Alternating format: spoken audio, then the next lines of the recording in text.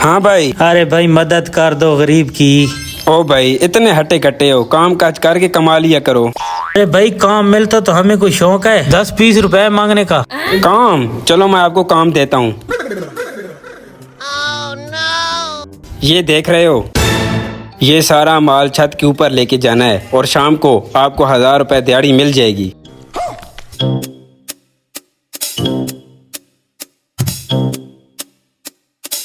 ये भगवान क्या जुल्म है।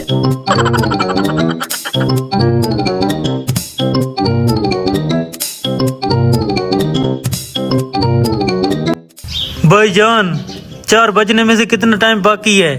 4 बजने में से अभी 4 घंटे बाकी है। इधर ला।